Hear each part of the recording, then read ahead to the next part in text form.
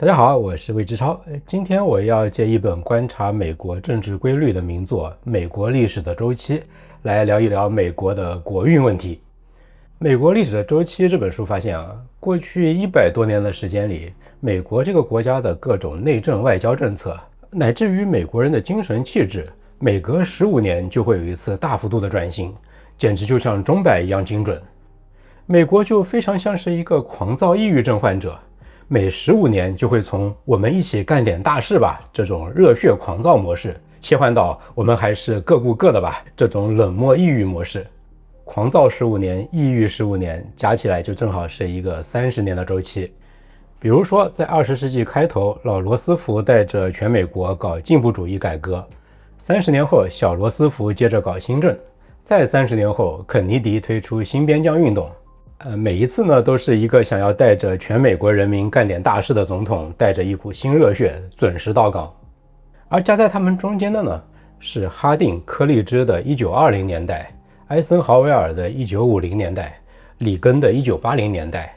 每一次呢，都是另外一种精神气质，都是全美国集体松一口气，把公共事务暂时扔到一边，埋头赚自己的钱。你看这个钟摆是不是摆得特别的精准？你可能会说，这还不简单吗？这不就是民主党、共和党轮流坐庄吗？其实并不是，我们后面就会说到，总统对这个周期本身的遵守是超过对党派的忠诚的。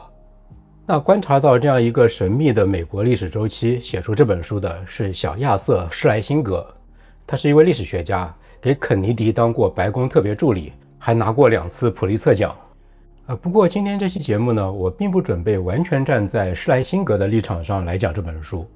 我以前讲书呢，基本上都是照着作者的菜谱来烧菜作者怎么想，我就尽量完整的传递给你。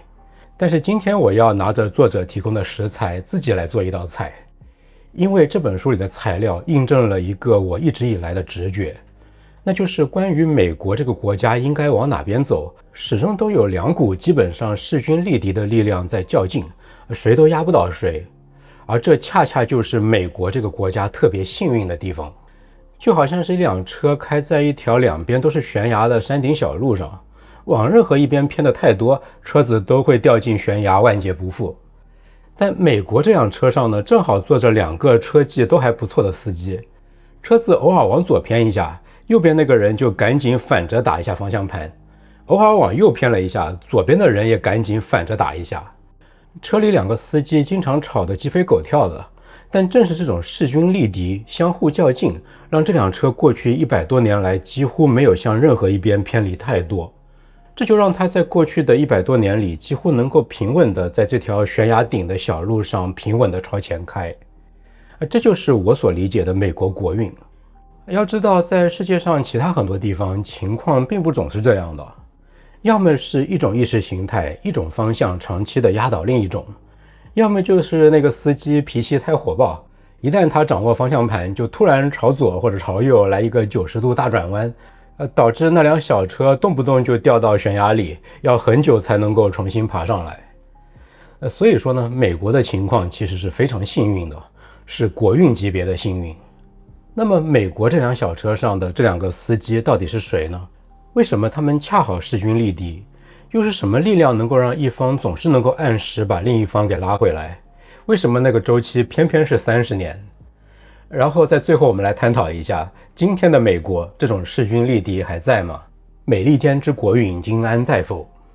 那这些问题的答案呢，咱们今天就从施莱辛格的这本《美国历史的周期》里来找。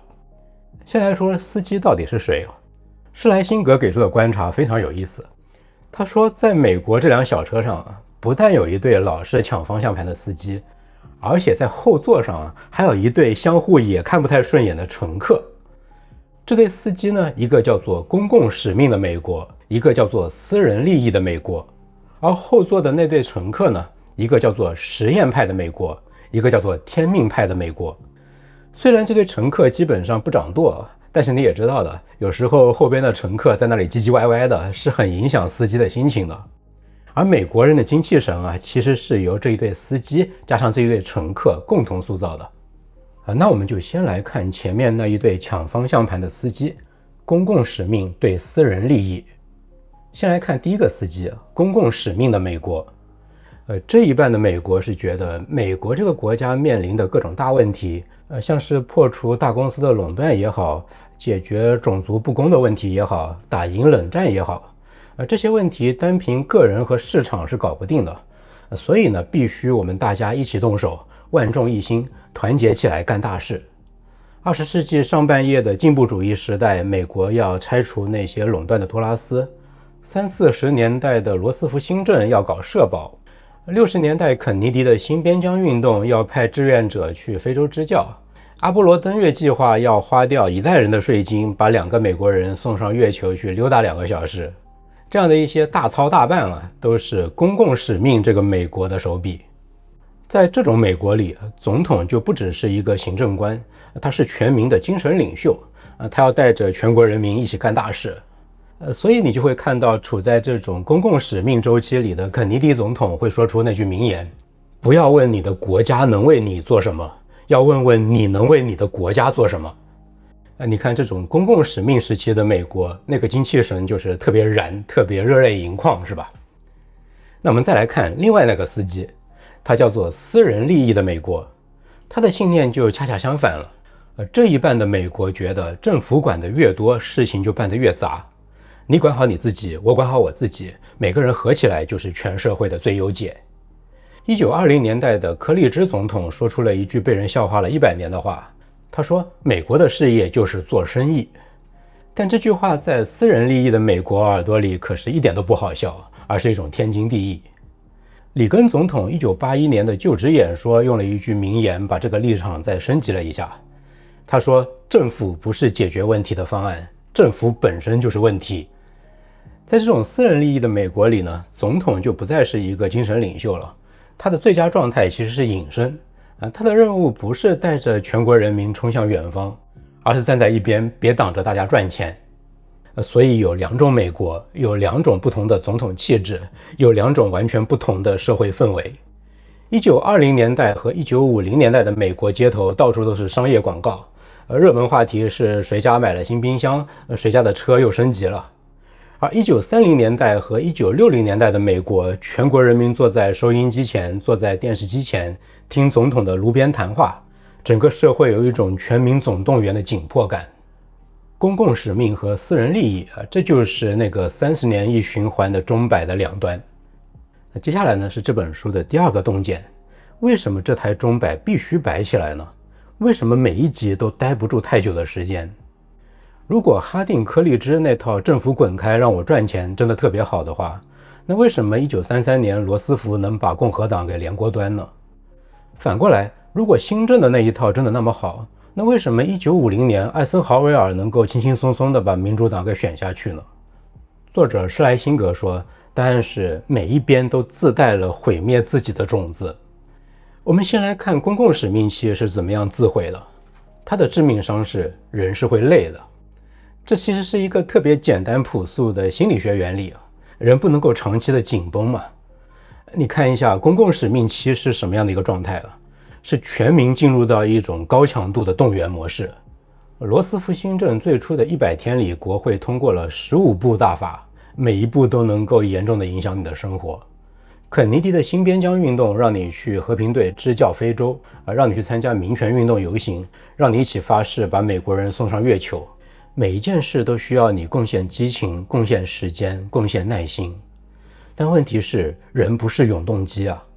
威尔逊总统就说过，在一代人里也就那么一次能把人民从物质生活里抬起来，所以保守派政府2/3的时间都会赢。他这话是1919年说的，当时老罗斯福加上他自己已经把美国折腾了20年，进步主义改革、第一次世界大战，还有威尔逊让世界安全于民主的宣言，一件大事接着一件。结果呢，到了1920年大选，美国人就把哈定选上了总统宝座。他上台时的一句话精准地说出了当时美国人的心情。他说，我们不需要英雄业绩，我们需要疗愈，我们不需要革命，我们需要正常。这句话就是对公共使命期那种神经快要崩断了的状态的一剂解药。我们都累了，我们要歇一歇了。那我们再来看另一头，私人利益期又是怎么样自毁的呢？施莱辛格说，私人利益期的致命伤是问题会不断的积累。政府滚开那种逻辑，短期来看真的是很爽的，税收很低，管得少，大家闷头赚钱。但是它的前提是市场真的能够自己处理一切。问题是很多事市场根本处理不了。1920年代美国闷头赚钱的时候，银行在闷头放贷，股市在闷头炒作，贫富差距在闷头拉大，这些问题没有人管，因为政府滚开了。最后在1929年10月一次性的集中爆发，就是大萧条。总是到了某个临界点之后，一个引爆事件就会出现。这些问题靠那个看不见的手解决不了，必须靠国家出手才行。所以呢，引爆事件一炸开，钟摆就被迫摆回到了公共使命的那一头。所以呢，美国这台钟摆的动力是来自于两边各自的内部矛盾。公共使命期把人累垮，就会自动的弹向私人；私人利益期把问题堆到爆炸，那就会自动弹向公共。两头都有自带的反弹机制。那下一个问题呢，我们来回答开头提到过的，为什么这个解释比两党轮流执政那个解释要更加深刻呢？很简单，公共使命和私人利益的这个循环其实是超越党派的。施莱辛格在书里给了几个著名的例子。第一个例子是美国第17任总统塔夫托。塔夫托是1908年上台的共和党保守派。那按照党派逻辑呢，他就应该跟前任老罗斯福这个民主党对着干。但结果呢？结果是塔夫托搞出了比老罗斯福还要更多的反托拉斯案件。为什么呢？就是因为公共使命的这个浪潮还在猛烈的涌动，他想挡也挡不住。第二个案例是尼克松总统。尼克松是共和党，按照党派逻辑，他就应该减税，缩小政府规模。但结果呢？结果他的任上建立了环保署，签署了职业安全与健康法、综合就业培训法，这些都是纯正的罗斯福新政的那种路数。尼克松甚至提出过一个保障最低收入的方案，是他的任上搞出了新政以来最快的社会福利增长。那为什么一个共和党总统会这么干呢？因为前面的肯尼迪、约翰逊总统在60年代掀起的那个公共浪潮余威未尽。处在这个浪潮里，尼克松作为总统也不得不顺势而为。第三个案例是卡特。卡特是民主党，但他搞的是去监管、平衡预算，这些政策跟他后面的里根是完全一路的。为什么一个民主党总统会变成这样呢？也是因为70年代末那个钟摆已经在向私人那边摆了，他也挡不住浪潮。所以你看党派和钟摆周期是两回事啊。共和党和民主党就像是两件外套一样，但里边那个穿衣服的人到底是公共使命还是私人利益，是由钟摆的位置决定的，而不是由这件外套的颜色决定的。施莱辛格还提到，这个钟摆的节律甚至跟经济周期都是不同步的。大萧条确实催生出了新政，但是另外一个非常著名的公共使命期，也就是我们前面一直提到的20世纪初的所谓的进步主义时代，是在一片繁荣中开始的，不是任何危机催生出来的。而更早的19世纪末的美国也是连续遭遇了2次重大的经济萧条，但结果都没能够反转那个时期的私人利益潮流。所以呢，这个钟摆也不是被经济周期推着走的，它是有自己的节律的。那问题就是，这个节律到底是由什么驱动的呢？为什么偏偏就是30年一循环？是两边商量好的吗？为什么不是20年、50年呢？施莱辛格的答案是这本书最有意思的洞察之一。他说之所以是30年，是因为每一代政治家的政治生命差不多正好是15年，也就是30年的一半。而政治家的政治理念呢，往往是隔代遗传的。什么意思呢？我来解释一下。那我们下面说的都是典型情况、普遍情况。首先，一代政治家真正当家做主的时间其实只有15年。在美国和很多西方民主国家，一般都是人在30岁左右开始在社会上有点话语权。但那个时候呢，你还在挑战坐在权力宝座上的上一代。然后差不多要等到45岁左右，你才终于把上一代挤下去，真正开始掌握权力，开始实践你的政治理想，开始做你梦想要做的事。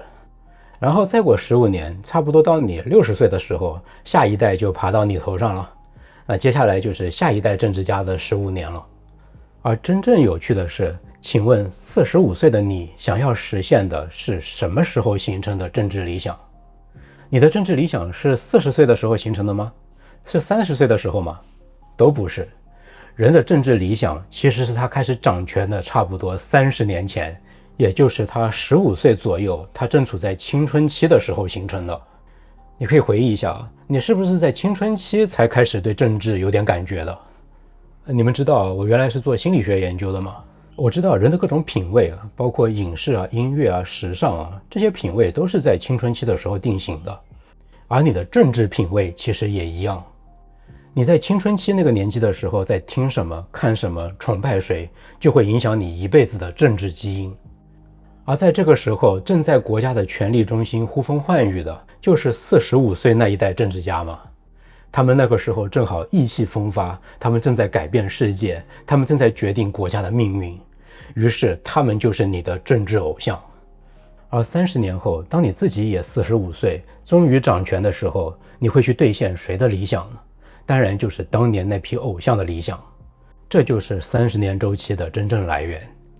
典型情况就是这样的 ：A、B、C、D 4代政治家 ，A 45岁的时候 ，B 30岁 ，C 15岁 ，C 成了 A 的粉丝。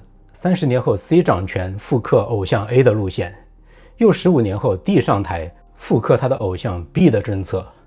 所以你看，政治理念基本上是隔代遗传的。把这个机制带进美国总统的真实政治家谱里，每一环都严丝合缝。1901年，老罗斯福入驻白宫，那一年他42岁，是一个精力过剩的进步派，拆托拉斯、保护国家公园跟大资本死磕。在那几年里，全美国处在政治觉醒窗口期的年轻人都在看着他。其中有一个叫做富兰克林·罗斯福，是老罗斯福的远房堂侄。老罗斯福掌权的那几年，他不到20岁，正好在青春期。32年之后，1933年，小罗斯福自己入驻白宫，搞出了新政。新政那种大刀阔斧、带着全国人民一起干的气质，本质上就是他年轻的时候心里那个老罗斯福的样子。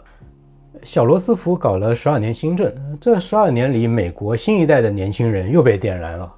里面有2个叫约翰·肯尼迪和林登·约翰逊。28年之后，1961年，肯尼迪入驻白宫，喊出了新边疆运动，本质上就是他少年时代罗斯福新政的重演。肯尼迪遇刺之后，约翰逊接棒，推出伟大社会计划，这完全就是一个加强版的新政。你看3代政治家3轮公共浪潮，精准的30年间隔。每一代政治家上台的时候都在干同一件事，那就是兑现自己少年时代心里的那个召唤。这个30年一循环的钟摆就是这样摆起来的。那下一个问题就是，为什么这种拉扯偏偏在美国这么明显，而且两边基本上势均力敌呢？这是因为这2条路线从美国建国的第一天起就被同时写进了它的政治基因里，而且写进去的方式是2个开国元勋级别的大脑正面对决，最后谁也没能说服谁。这就是大名鼎鼎的汉密尔顿与杰弗逊之争。汉密尔顿的想法是美国要干大事，他要建国家中央银行，要扶植制造业，要用关税来保护本国产业，要靠政府的力量把一个农业小国变成工业强国。他推崇的偶像是法国的重商主义大规划师科尔贝尔，科尔贝尔就崇尚要用国家的力量来搞经济奇迹。这就是公共使命这个路线的思想和制度源头。而杰弗逊的想法就正好反过来，他觉得美国应该是一个自耕农的天堂，每个人守着自己的葡萄园和无花果树，自由自在，那多好啊。那政府呢？那政府就是越小越好，离普通人的生活越远越好。他最警惕的就是中央权力的膨胀。在杰弗逊眼里汉密尔顿那套强政府的方案，本质上就是让银行家和大商人骑到了普通人头上。这些呢，就是私人利益这条路线的思想和制度源头。那尽管后来私人利益派反而是越来越保护那些银行家和大商人，而本来要加强国家的工商业力量的公共使命派反而是更多的看重普通人的利益。但是这2条路线的分歧和竞争从汉密尔顿和杰弗逊开始就没有停止过。所以呢，这种公共对个人的拉扯不是后来才长出来的，而是美国出生时就带着的基因。而且呢，因为两边都有非常深厚的思想土壤，公共派这边有自己的圣经比如说联邦党人文集和汉密尔顿的一些经济报告。私人派那边也有自己的圣经，比如杰弗逊的家书和独立宣言里的个人权利条款。公共派那边有自己的英雄罗斯福家族，私人派这边也有自己的英雄，比如就像是川普的前世一样的安德鲁·杰克逊。所以呢，哪一边都很难压倒对方。这就是为什么美国能够持续的在两边来回摆动，而不彻底倒向一边，因为两边祖上都很阔，两边的祖坟都在冒青烟。那紧接着的下一个问题就是，为什么我会认为这两派势均力敌是一件好事呢？作者施莱辛格其实并不觉得势均力敌有多好，他在书里是明显拉偏架的。他是肯尼迪的白宫特别助理，而肯尼迪就是公共使命派的大偶像，所以施莱辛格写公共使命期的时候是很带情感的。他讲新政怎么样拯救了美国，讲肯尼迪如何召唤一代人，但写私人利益期的时候就各种语带嘲讽。他在书里专门列了一长串私人利益期总统的腐败清单，还说政治家在追求公共使命的时候是不咋会贪腐的。哎呀，这是不是稍微有点政治幼稚啊？所以呢，我觉得要更均衡的来看一下。公共派的优点施莱辛格说过了，它能够解决单靠市场解决不了的一些系统性问题。当然这些问题私人利益派会有自己的解读，那另说。但公共派也有它的致命缺点。首先，公共派要做很多集体动员，而集体动员的一个副作用就是它一定会压抑多元，会压制不同的意见。一旦大家进入那种我们要一起干大事的模式，那不愿跟我们一起的人就成了阻碍。罗斯福1937年因为最高法院老挡他的新政，就搞了一个填色最高法院计划，想往最高法院塞自己人。这是一次相当露骨的破坏三权分立的尝试。而肯尼迪时代的 FBI 对于持不同意见者的监控规模也非常惊人。第二呢，公共使命派也天然倾向于扩权。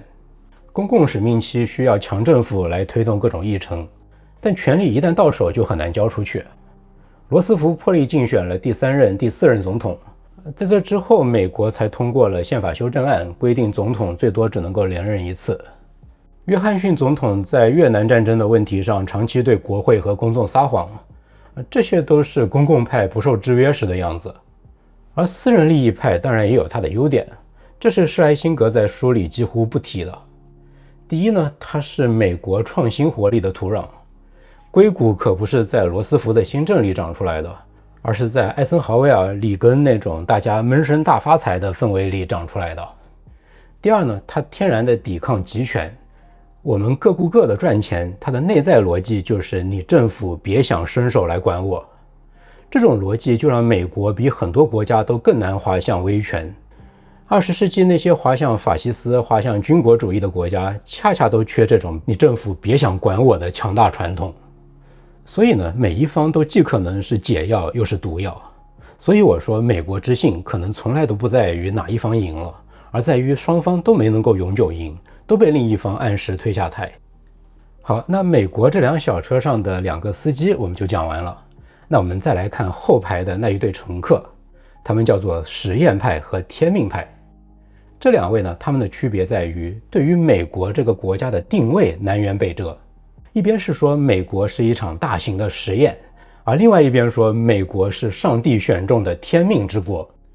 他们的矛盾不是关于美国这个国家应该怎么样治理，而是关于美国这个国家到底是什么。他们这一对矛盾呢，也得从美国的身世说起。美国早期移民里最重要的一支是清教徒，清教徒带来的就是天命叙事。清教徒们相信自己漂洋过海不是为了避难，而是上帝特意挑中了他们，要在这片新大陆上建立一座所谓的山巅之城，给那个堕落的欧洲做一个榜样，最终带领全人类得救。这个说法呢，最早是出自于1630年清教徒领袖温斯罗普的一场布道。山巅之城是圣经马太福音里的一句话，就是建在山上的城是不能隐藏的。他们的意思就是说，我们要在这里建立一个在道德上绝对纯洁、供全世界瞻仰的理想国，让它像灯塔一样照亮世人。所以天命这个想法是比美国这个国家的建立本身还要古老的多了。他从清教徒踏上北美土地的那一刻起就已经在了。而与此同时呢，美国早期移民里还有一群人，尤其是知识分子和精英，是深受启蒙运动的影响的。他们带来的就是实验叙事。他们相信美国是人类历史上一场没有保险的政治实验，不靠王权，不靠神授，就靠一纸契约，就把几百万互不相识的人捏成了一个共和国。这件事能不能成，还真不好说。富兰克林在1787年费城制宪会议结束的时候，被一位老太太拦住了。老太太问他说：“你到底给了我们一个什么？”富兰克林搭了一句非常有名的话，他说：“我们给你的是一个共和国，如果你们守得住的话。”这里边满满都是不确定感啊！我们其实是在做一个实验，就要看你们守不守得住，守住了就成功了，但它也有可能失败。这就是实验派的精神底色。而天命和实验这两种感觉，在后来的每一代美国人身上都是同时都有的。我们来看几个总统里的典型。实验派的典型就是两位罗斯福。小罗斯福搞新政的时候说过一句大白话，他说拿一个方法来试试看，不行就坦白承认失败，再换一个再试，但一定要试。这哪像治国啊，这非常像是硅谷创业家的口吻啊。实验派的核心气质就是虚心务实，承认可能失败，随时准备修正。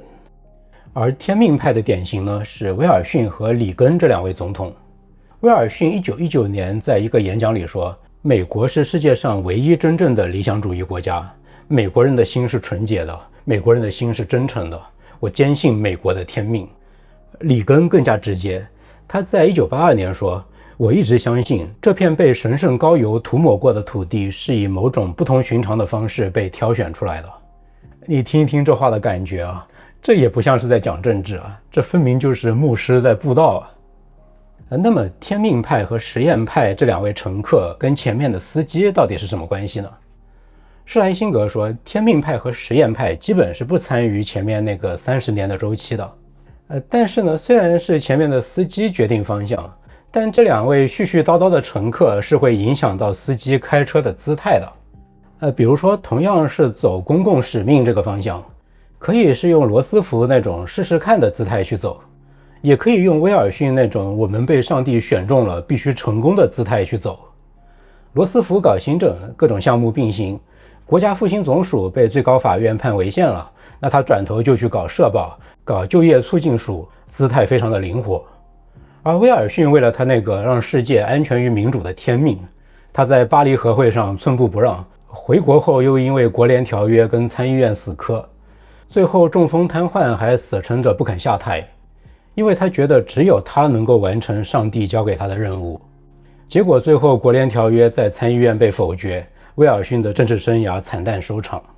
你看，方向相同，但是姿态不同，结果也完全不同。而施莱辛格在对这两位乘客的评价上偏袒就更加严重了，他几乎完全是站在实验派一边的，对天命派几乎完全是鄙视。他在书里花了大量的篇幅借一堆名人的观点来痛批天命派有多幼稚和危险。但是我觉得呀，在这条线上，两边的势均力敌同样是一件好事，因为两边也都是优缺点都非常明显。而实验派这边的优点，务实、虚心、承认错误、随时修正，这些当然都是很好的品质啊。但是实验派也有它的致命短板。我觉得第一个是它没有办法给大家提供意义感。人是不能光靠理性活着的，纯实验派的政治太工程师气了。平常风平浪静的时候当然没有问题，但一到危机时刻，他就可能喊不动人，他不能把大家动员起来。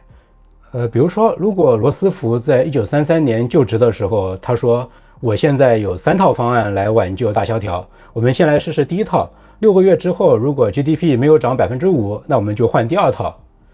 他如果敢这样说，那全美国绝对就直接死给他看了。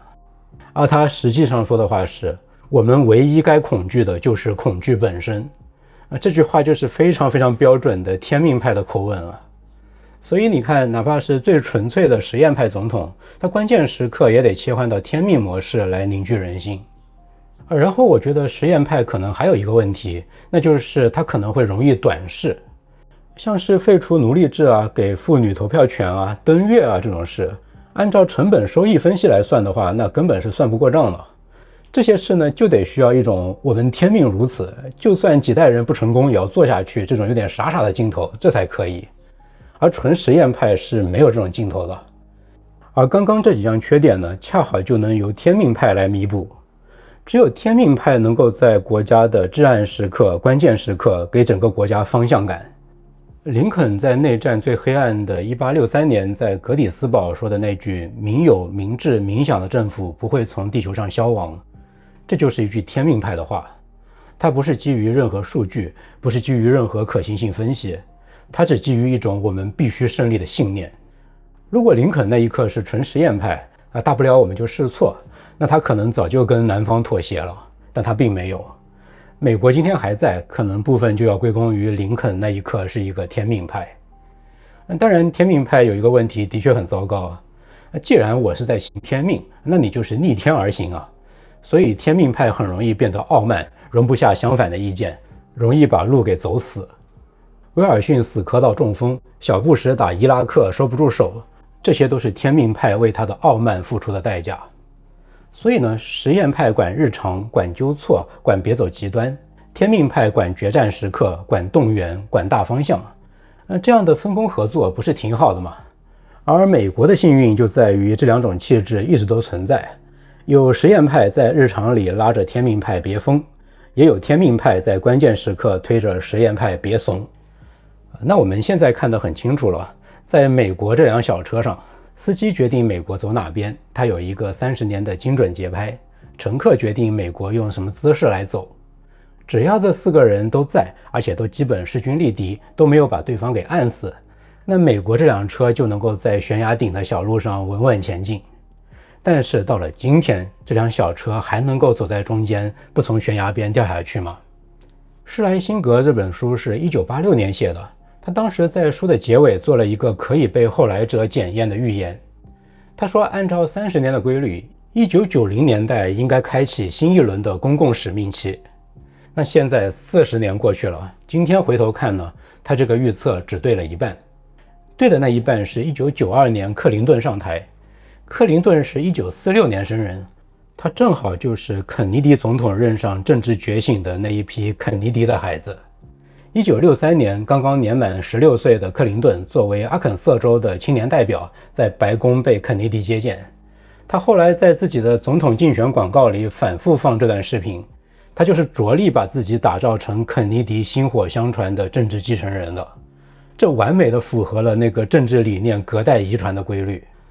从肯尼迪的1961年到克林顿的1992年，整整31年，周期也对得严丝合缝。但是呢，克林顿上台才2年，1994年金里奇带着共和党拿下了国会中期选举，一下子把克林顿代表的那个公共使命复兴给压了下去。克林顿在他的任期后半段被迫一路转向私人利益，他宣布大政府时代结束了，他签了福利改革，推动自由贸易。这哪是肯尼迪的孩子，这分明就是里根的孩子。更加麻烦的是2000年之后，你去看过去这20几年，小布什、奥巴马、川普、拜登，再到川普2进宫，这个节拍已经完全不是30年100了，而更像是每到4到8年就来一次非常剧烈的反向摇摆。那这是怎么回事呢？是这个钟摆的机制已经失效了，还只是说是暂时被打乱了？关于克林顿那一波为什么没有开启公共使命复兴，施莱辛格自己在这本书1999年再版序里给了几个解释。我觉得最有解释力的那一条是钟摆的幅度变大了。施莱辛格的核心解释是1960年代那一波公共浪潮搞过头了，越战、激进学生运动、反文化、种族骚乱、嬉皮士、性解放全都叠在一起。这波浪潮对于美国人留下的阴影太深了，以至于这之后的私人时代必须以几乎同样大的力量给找补回来。所以呢，从里根1981年上台开始，美国就进入了一个超长的私人利益期。我认为里根开启的这个私人利益的浪潮，其实一直延续到了2008年，整整28年，也就是说它直接覆盖了整个周期。克林顿夹在中间的那8年，按照周期本来应该是公共使命复兴，但是那波公共复兴的浓度根本就撑不起来，就是因为整个社会的底色还在私人利益里。那施莱辛格自己的解释到这里就结束了。他2007年去世，没有活着看到后面发生了什么。但我读完这本书之后有一个判断，其实1960年代的那一波公共浪潮后来用几乎相同的方式回来了。1960年代的公共浪潮是怎么样起来的？是靠2个引爆事件。第一个引爆事件就是越战，它让美国人开始集体质疑我们在世界上到底在做什么，我们打这场仗到底在图什么。第二个引爆事件就是民权运动，它让美国人开始集体质疑我们国家内部真的正义吗？为什么黑人受了100年不公正的对待，如今还在继续？这2个巨大的道德拷问合在一起，召唤出了60年代的公共浪潮。肯尼迪刚上台时候的什么新边疆，顶多就只是开胃菜而已。那再来看奥巴马时代是怎么样开启的，几乎是同一个模板，也是2个引爆事件的叠加。反恐战争，尤其是伊拉克战争，就是新的越战，它同样让美国人质疑我们到底在世界上做什么。然后是2008年的金融危机，它让美国人质疑我们继续这样各顾各的还能行吗？这2个引爆事件合在一起，召唤出了奥巴马。所以我的判断是，奥巴马才是那个迟来的肯尼迪的孩子，而他一上台，公共使命的新浪潮立刻就涌出来了，这一回浓度就不低了。奥巴马医保是罗斯福社保以来最大的公共投资法案，同性婚姻合法化是肯尼迪民权法案以来最大的社会改造议程，各种少数群体利益问题被提到了空前的高度，包括后来黑人的命也是命运动，这些都是延续民权运动的脉络。还有各种气候和环保政策，任何一项单拎出来都是大事。而且因为这一轮公共浪潮被憋得太久，从1960年代算起已经憋了将近50年，于是它爆发出来之后，在有些方面就走得比1960年代还要更远。1960年代的核心议题是性解放，是要做爱不要作战，主要是在挑战既定的社会秩序，争取同等的权利。而2010年代的核心议题变成了更加激进的身份政治，比如说按照肤色、性别这些标签把人划分为压迫者和受害者，变成了取消文化，动辄封杀意见不同的人，变成了要求更深层的权力结构重塑，不再是争取加入游戏，而是要彻底掀翻原有的制度。这些都比1960年代走得更加极端。而正是因为公共派走得更远，后来私人派的反弹也更加剧烈，这就是川普跟 MAGA 崛起的根源。川普现象本质上就是一次规模空前的钟摆回弹，回弹力度之大，这一回是让全世界都目瞪口呆。所以我认为钟摆其实没有坏，它还在摆，只不过它摆动的幅度越来越大，速度也越来越快，从一个优雅的30年周期变成了一个剧烈的高频震荡。但这还不是全部，我觉得更深的麻烦是那一对后排乘客，他们的军事正在被打破。这是这本书的这个框架给我的很大一个启发，那就是我认为现在美国的左派右派里都已经没有实验派了，现在他们全部都是天命派。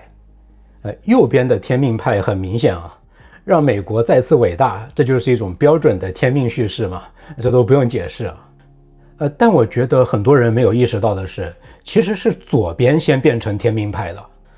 过去10多年，左翼政治越来越频繁地用像是什么历史站在我们这一边，历史的弧线必然弯向正义，进步势不可挡这样的一种叙事，动不动就是你不要站在历史错误的一边，直接给你扣一个逆历史潮流而动的反动派的帽子。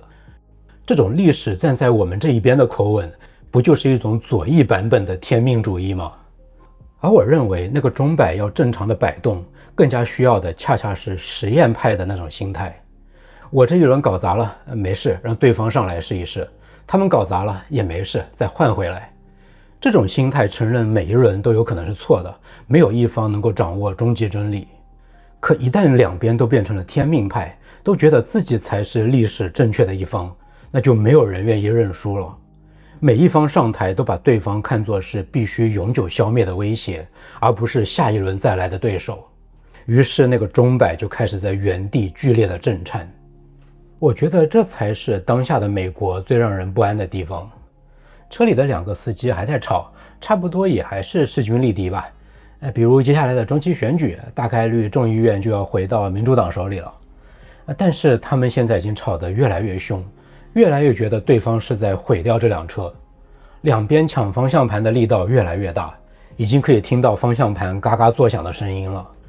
怕就怕有一天你突然听不见他们吵架了。既然我就是唯一的天命，那么你最好就去死吧。而美国的国运一直都藏在那些无休止的让它看起来要完的吵架里。好，这本美国历史的周期就为你解读到这里。书籍的详细信息我已经放在节目下方的描述栏里了，供有需要的朋友查阅。如果你喜欢这期节目，请点个赞、分享和订阅频道，这是对我最大的支持。我是魏志超，我们下本书再见。